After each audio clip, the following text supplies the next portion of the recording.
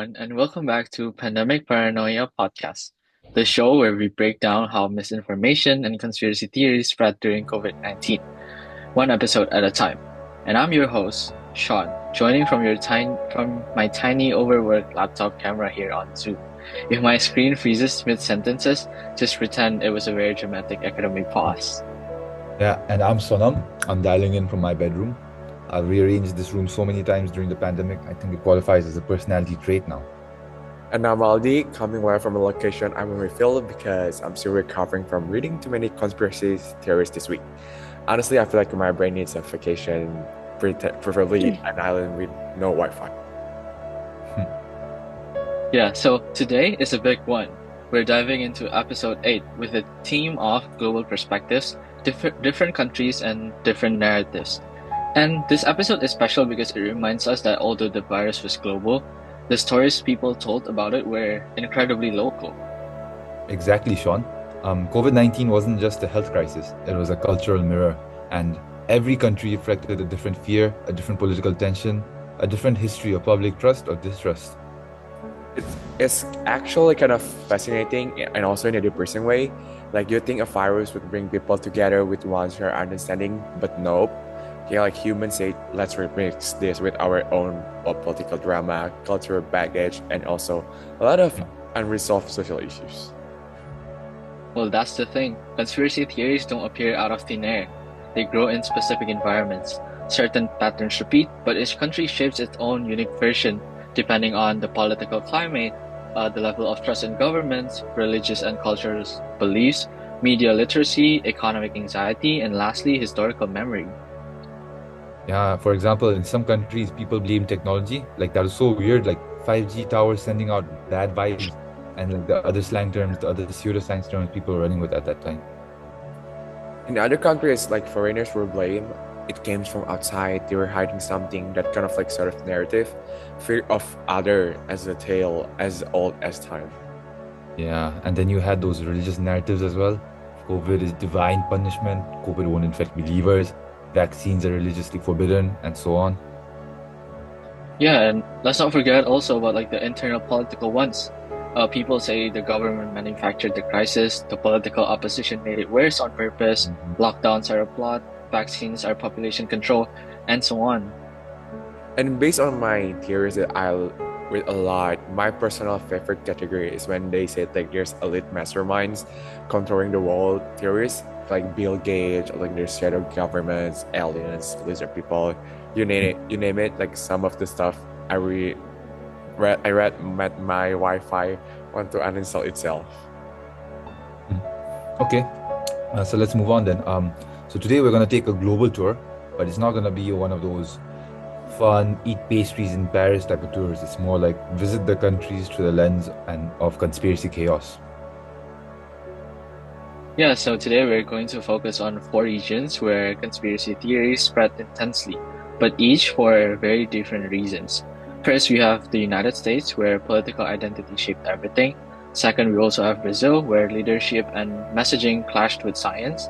Third, we have France, where historical distrust of government and big pharma set the stage. And lastly, we also have Indonesia, where religious narratives guided the public response. And each of these countries, we hope that it can provide certain lessons because each of the countries, they have own case study in how misinformation adapts, like the virus mutated, and so did the conspiracy theories. That's right, Aldi. And I think the important thing here is that these events weren't random and they grew in the soil of existing issues. When people feel uncertain, scared, and overwhelmed, everybody reaches for explanations, and that happens even if those explanations are like completely disconnected from reality. Yeah, so that's why throughout this episode, we're not just listing conspiracy theories. That's very boring. We're going to look at why they made sense to people who believe them and how cultural context shapes the spread of misinformation itself. So for our listener out there, throughout this episode, thinking of it like a global diagnostic, like what do different societies fear when a pandemic hits, and what stories do they create to cope that fear? Spoiler alert, everyone. None of these stories were boring. All right, let's dive in. Our first stop on our conspiracy world tour is the United States. Let's kick things off with the United States. Honestly, United States is one of the most fascinating, chaotic, and let's just say eventful arenas for COVID-19 conspiracy theories. If misinformation were an Olympic sport, the US would have swept the podium. Yeah, you're not lying there, Sean. Gold, silver, and bronze, I think. They're winning everything. They might have been also hosted the after party. Yeah, but like seriously though, the US had this perfect storm of ingredients like political polarization that was already bubbling over a presidential election year, fragmented and personalized media ecosystems, and decades of mistrust toward federal institution. Add a global crisis and stir, boom. Yeah, and I agree with you, Sean. And I think that mistrust in the US government didn't just develop overnight. They've had a long cultural history of skepticism, whether it's been towards the government, the pharmaceutical companies, tech companies. Actually, you could consider, and if you really consider, it could be every major institution. They've had some theories towards it. It's like a national pastime for them. Exactly. Yeah, one of the biggest factors was actually a political identity. In the US, COVID measures like wearing a mask, getting into lockdowns, vaccines became political symbols instead of public health tools, which is wild when you think about it, because we're talking about a virus, not a Senate bill. It got to the point like where someone wearing a mask could technically predict your voting tendencies. Like forget polls, discount the mask as at a local grocery store. Yeah, and that election year really amplified everything. You had those campaigns and media outlets on both sides weaponizing COVID-19 narratives, and all these scientific facts got interpreted through like political lenses rather than scientific ones. Yeah, and a perfect example is the famous pandemic video. It spread even faster than the virus itself on Facebook. Yeah, man, I remember that. I think that's because that video hit like every psychological trigger that exists. You had a whistleblower figure, you had shadowy elites, not to mention dramatic music and the claims of like some hidden truth behind all of this. And on top of that, it was posing as a documentary, but it didn't really have any of this real substance that a documentary has in reality. I remember when I watched that video, it was like binge watching a conspiracy thriller, except real people actually believe it. And it got tens of millions of views before platform even figured how to respond that. Yeah, it capitalized on pre-existing anxieties, distrust in big pharma, belief that elites manipulate events, and that scientists are like part of some grand cover-up. I agree. Another huge factor we can talk about is the online communities, those Facebook groups, subreddits, and private Telegram channels. All of these became accelerators for news, for the rumors basically. You had people who never probably interact in real life, and now all of a sudden they all suddenly gathered around shared fears in a group chat. Yeah, online preference were like, oh, you like a post about vitamins? Like, let me give you tons of groups that also just give you recommendation things that hospital also a scammer. Yeah, and once somebody enters those online echo chambers, the misinformation gets reinforced constantly. Memes, screenshots, out of context clips. It's basically the rapid fire reinforcement of the wrong news. Yeah, those conspiracy theories are already like crazy, but there's this another conspiracy, the whole 5G conspiracy. Even though 5G towers have absolutely nothing to do with COVID-19 or immune system, some groups instead, they were either triggering the virus or transmitting it electronically. Yeah, when I think about that story, I think it does not make sense, and also in some way we believe people might educate it, but also people may in a way like dumb when it comes like a sort of like we have these pandemics, like transmitting it electronically. Is COVID even Bluetooth enabled?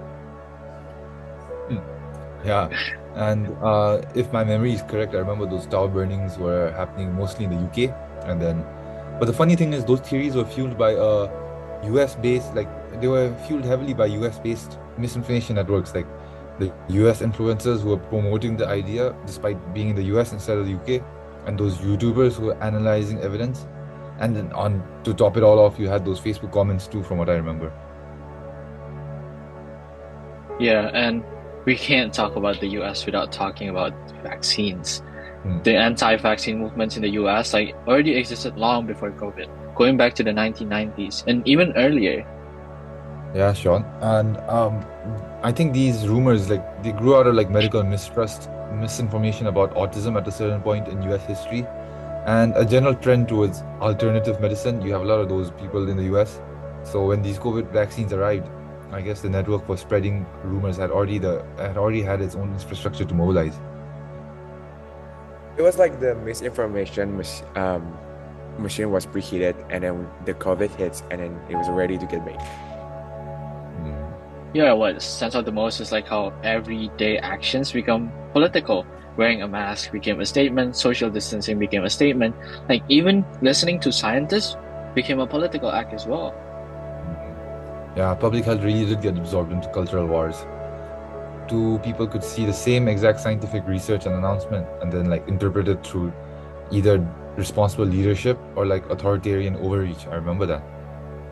And also, what we have to notice that influencers didn't help.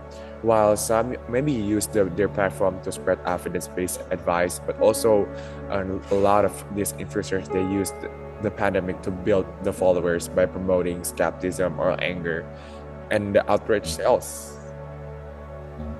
Yeah, that's true. But to summarize all of this, in a bigger picture way, in the US, high polarization made people interpret events through political identity. Election year tensions amplified and weaponized narratives. Online communities created echo chambers.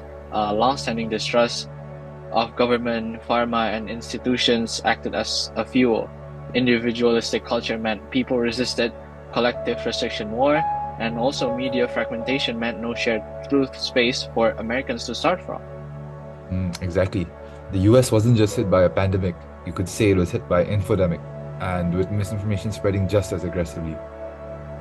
Honestly, at one point, it felt like there were two pandemics happening at the same time: the virus itself and the battle over what the virus even was. Yeah, both were hard to contain, but I think the second one were quite fast compared to the first one. Okay, so that's enough on the US. Let's head a bit south. Let's head to Brazil. It's another country where COVID-19 conspiracy theories didn't just spread, they went viral. And for reasons that were similar to the US, but they were also deeply tied to Brazil's own political and cultural landscape. Brazil case, I think, is very interesting because unlike some countries where misinformation spread from fringe group, in Brazil, a lot of the biggest conspiracy actually amplified or originated from the political leadership. Mm, Yeah, absolutely. You guys remember when like the president at the time called COVID a gripe sinha or a little flu? That single phrase itself shaped public attitudes for months. When the top leader downplays a pandemic, it sends a signal to millions of people that they don't need to take the virus seriously. yeah, and once that narrative became normalized, it opened up the floodgates. Suddenly, you had people saying things like, well, if the president isn't worried, why should I be? And it almost created this permission structure where it allowed people to ignore experts and prioritize like personal instincts. Yeah, Brazil's situation was this strange blend of political identity, macho culture, and mistrust. And when leaders mock mask or belittle restriction, it becomes part of the national conversation. And once something enters that arena, it spreads like wildfire. Mm, Yeah, also another major aspect was the promotion of unproven treatments. Things like COVID kits filled with medication that had no solid evidence of effectiveness. These were treated almost like a patriotic alternatives to global scientific consensus. right. And the problem is that when people believe that they already have a cure, they become less cautious and it creates a false sense of security. Another thing we have to talk about is WhatsApp, because in Brazil, WhatsApp isn't just a messaging app, it's basically the national communication pipeline. Exactly, like WhatsApp in Indonesia also, we use it every day. I think it becomes majority of the social media that we use. Families, churches, neighborhoods, workplaces, everyone has a group chats. And once misinformation enters those groups, it spreads fast. There's no algorithm to blame. It's just like people like to forwarding messages from their aunt, whose cousin's neighbor works at the hospital. Yeah, and misinformation often came disguised as like voice notes or blurry screenshots claiming insider knowledge. Like this formats feel personal and trustworthy, which makes them even like more powerful and dangerous. Yeah, and on top of that, WhatsApp is end-to-end encrypted. It's great for privacy, but it's terrible for debunking lies. Yeah. One of the biggest conspiracy theories in Brazil is like what the claim hospital were inflating COVID numbers to get more funding, and the belief that doctors were intentionally misclassifying these deaths. Yeah, and that's a dangerous conspiracy because it undermines trust, not just in like politicians, but also in healthcare workers. These people actually risk their lives to save more lives. Another common narrative was that the lockdowns were politically motivated. It's not about saving lives, but then about sabotaging the economy and like harming the president's image. Note the time right now, so you don't have to look through the entire podcast later. To the podcast again, my internet was bad, that's why I got lost. So this theory played on Brazil's long-standing political rivalries, and people interpreted health measures through political loyalty and not science. Yeah, then there was this vaccine misinformation. Brazil didn't just have any like anti-vaccine content, it had nationalist anti-vaccine content. Yeah, it had things like foreign vaccines are dangerous or the Chinese vaccine will alter your DNA. It all tapped into pre-existing geopolitical tensions, if you ask me. And that's exactly what makes Brazil unique. Misinformation became wrapped in national identity, and supporting certain vaccines was seen as supporting certain political factions. Yeah, religious leaders, I'd say, also played a major role, both in positive and negative ways. Some helped spread accurate info, but majority of them actually told followers things like faith protects better than the mass. Yeah, and because of that, religious communities are strong in Brazil. Those messages carry real influence. Like when spiritual authority conflicts with science authority, like people often choose the one that feels closer to their identity, and mostly it's the spiritual authority. I think Brazil is such a powerful example of what happens when official messaging doesn't line up with the scientific evidence. When the leaders send one message and the healthcare professionals send another, people get confused. And the confusion is the perfect incubator for the conspiracy theories to grow. Exactly, Aldi. I agree. Mixed messages always result in mixed reactions, and then some people take extreme precautions, others just choose to ignore everything. Misinformation will fill the gap. Misinformation will fill the gap. Yeah, and because of that, Brazil paid a very heavy price for that confusion. It shows that misinformation isn't just an online problem, it's a public health issue with real life consequences. And now, let's jump over to France, our third stop, a country famous for pastries, art, and a long standing tradition of shrugging dismissively at anything the government says. Oh, yes. French didn't wake up in 2020 and suddenly decide to mistrust the government. The country where skepticism towards state institutions is practically a national sport. They do strikes the way other countries do brunch. Exactly. There's a deeper cultural pattern here, though. French citizens have had a long history of questioning state authority, as we learned in our lectures and all back in uni. Whether it's the monarchy, presidents, health ministries, or major political parties, this skepticism existed way before COVID-19 and it influenced vaccine hesitancy among many of French citizens. Yeah, like even before the pandemic even happened, France consistently ranked as one of the most vaccine hesitant countries in Europe. Not necessarily anti science, but generally, let's call it philosophically suspicious. This is also the country where people protested traffic speed cameras. So imagine how they reacted to like the mask mandates. Yeah. And when the pandemic did hit, the already present mistrust met with rapidly changing guidelines, I remember, from the French government and the French political party, that the masks aren't necessary, and that then after some time they say that masks are essential. And then now out of nowhere, masks are only allowed in certain places. Yeah, one conspiracy that gained traction claimed that pharmaceutical companies were exaggerating the threat of COVID to profit from vaccines. This played into existing fears about corporate influence over public health. But then again, this isn't random, yeah? France has already had like several medical scandals over the years, including in like especially involving these pharmaceutical products. So you could say that this public distrust isn't coming out of nowhere. When COVID arrived, it just reactivated and reopened those same old wounds. Basically, the French people they thought that big pharma was hiding in the shadows, like throwing their machines, plotting world domination through like overpriced injections. Yeah. And then came the hydroxychloroquine debate, a storm all by itself. A French doctor, Didier Raoult, publicly complained the drug as a COVID cure. Overnight, he became a household name. Yeah, I remember him. His supporters viewed him as like a maverick scientist, bravely challenging the establishment, trying to fit the narrative, I think you could say.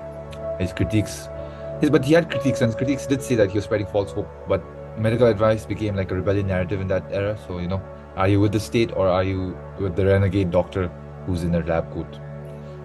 When I say it, it was like watching a Marvel movie where the villain and the hero both claimed they were saving humanity, and the audience doesn't know which one to root for. Yeah, Raoult's rise showed how, like, in France, like, scientific communication can quickly become a political theater, I'd say. Let's move on then. Another conspiracy that spread was that claims that the French government was using lockdowns as a form of population control. The idea that state elites wanted to monitor citizens more closely.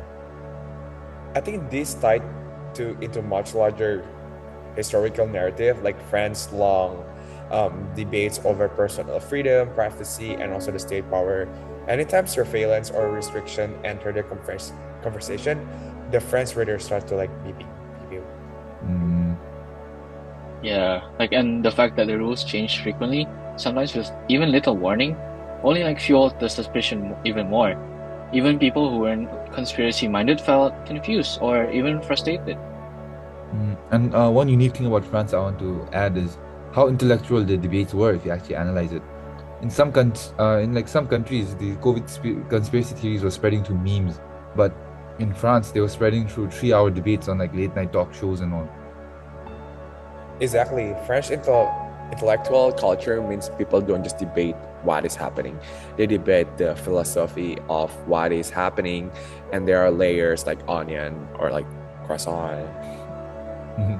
Yeah, and social media amplified all of this, especially these platforms like YouTube, where long-form political commentary is very popular. People basically consume like hours of content questioning government motives and like scientific guidelines and policies. Yeah, and so, like, to summarize everything, like, in France, conspiracy theories found fertile ground because of the long-standing distrust of government, anti-pharma sentiments rooted in past medical controversies, conflicting and sometimes even like confusing scientific communication, and lastly, a cultural tendency to question authority and then question why they're questioning it. In other words, France didn't just have conspiracy theories. France debated conspiracy theories with philosophical nuance, a glass of wine, and maybe a cigarette. Yeah, in the end, it showed how deeply these cultural patterns shape the narrative, shape when narratives thrive. France wasn't just driven by like a fear of technological or religious divides. It was driven by skepticism and you could say identity and their own history as well. Okay, so that's it for France. Let's move on to Indonesia, a country Aldi and Sean are very familiar with. A country where religious-based conspiracy theories had a particularly strong influence during COVID-19. Yeah, me and Sean, we think like Indonesia is one of the most religiously active countries in the world. Like the religion there isn't just a private belief here; it shapes daily routines, the social norms, community interaction, even political messaging. So it's like embedded into the fabric society. Yeah, and during the early months of the pandemic, that influence became highly visible. Like some religious leaders and local community figures suggested that Muslims were less likely to catch COVID because of their prayer habits or faith, which is like, it's not true at all. Yeah, in practical terms, that just created like a false sense of security. People were saying stuff like, I pray 5 times a day so I don't need to wear a mask. Doesn't make sense. And it Yeah. wasn't limited to one religion. Across different religion and faith groups, like similar narratives appear, like the idea that divine protection, ritual purity, and spiritual practice could replace these medical precautions. Mm. Yeah, it's important to note that this wasn't always malicious. Many leaders genuinely believed they were giving hope or reassurance, but the effect was that public health measures were undermined in certain communities. Yeah, and another common narrative that framed was that COVID-19 is a moral or divine punishment. Sometimes it's targeted at specific groups, if you ask me, and other times nations, entire nations, in fact, perceived it as like sinful and stuff. So instead of like seeing it as a global health crisis, some people feel, I think it's not limited to Indonesia, but like if we're talking like globally, some people view COVID as a cosmic task. Are we good enough? Have we prayed enough? Did our country behave morally? That kind of question. Mm. Yeah, and that moral framing could, sometimes replace evidence-based reasoning. If people thought it was like a punishment or a test from the god, they might ignore guidelines like social distancing or masking, thinking spiritual behavior mattered more. Yeah, and then you have the fact that vaccines brought their own set of challenges. Rumors circulating claiming that COVID vaccine contained haram or forbidden like ingredients embedded in it. Yes, and that's definitely true. Like even a small rumor like that can have a huge effect on the country where religious dietary laws and ritual compliance are integral to the daily life. So people weren't just questioning the vaccine scientifically, but also they questioning it morally. Yeah, and even when religious authorities issued statements clarifying that vaccines were permissible, the misinformation had already spread through informal channels, making it hard to undo. Mm. I think ultimately, like Indonesia, it shows like how the cultural and also religious influence these conspiracy narratives, and definitely different with the Western countries' narratives.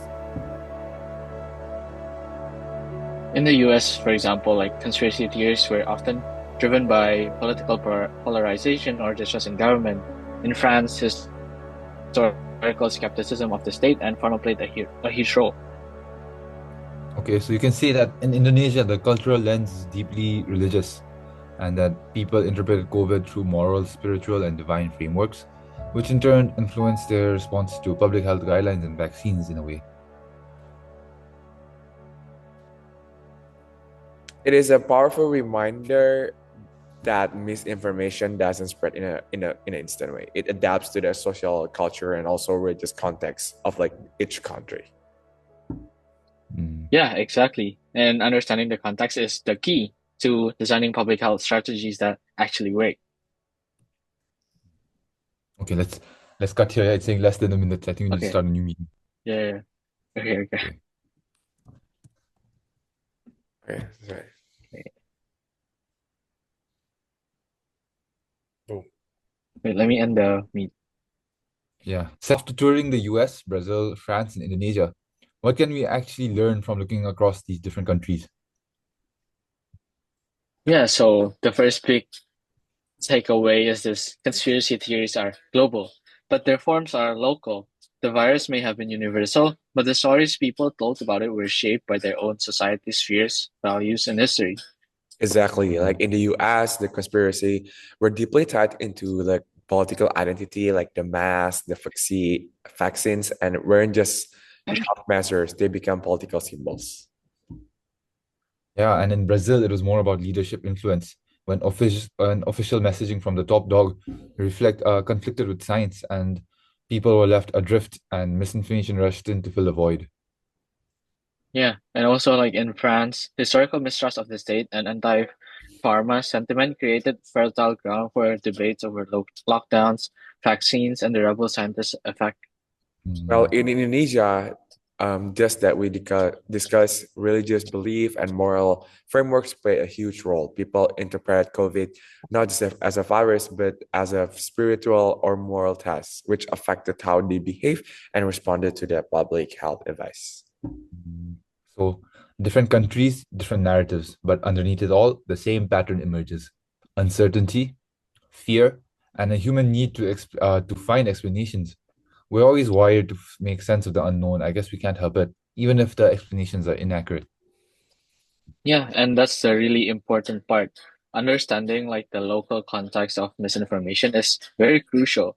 One size fits all solution, like just give people facts, rarely work. Right. Like people don't believe misinformation because they're dumb. It's just like they believe it because it fits with their lived experience, like their fear or the narrative they already trust. Like humans are making sense. You are like humans, they're sense making machines. And sometimes the story is more comforting than the fact. So basically, combating misinformation requires as much empathy as it requires science. And we also have to understand where people are coming from before we can offer them a better path forward. Yeah, and it also shows like how interconnected the world is. Even though the narratives are local, misinformation spreads globally through social media. A conspiracy theory in one country can mutate and appear somewhere else in a new form.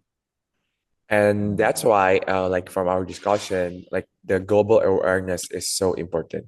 If we only study the conspiracies in one country, we miss the pattern, like the methods and the solution that could help us elsewhere. Also, let's be kind of honest, right?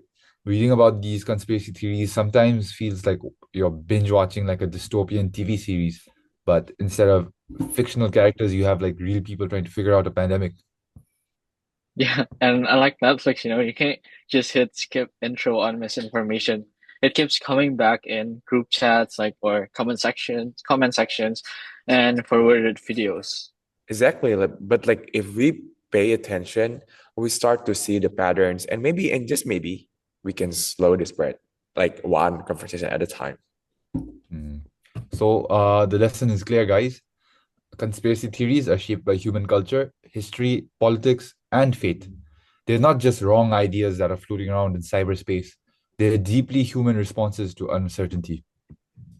Yeah, and understanding that as our first step in responding responsibly, globally and locally. Remember, like misinformation doesn't spread because people all are gullible. It spreads because people are human. And with that, thank you all for joining us on this global tour of COVID-19 conspiracy theories. Stay curious, stay critical, and remember, questioning things is fine. Just don't believe everything you read in a WhatsApp group. Or a TikTok video, or maybe a forwarded PDF. Well, you get the point. Okay, so that's the ending. Now I think we'll put some music or something, and then there'll be another scene where we're saying like thank you and subscribe, I guess, right? Okay, should we do that? Okay. Yeah. Okay. Thank you all for listening to this episode of Pandemic Paranoia Podcast. Well, if you have enjoyed today's global tour of COVID conspiracy theories, make sure to follow us on your favorite podcast platform. Stay safe, stay curious, stay critical. See you next time on Pandemic Paranoia Podcast.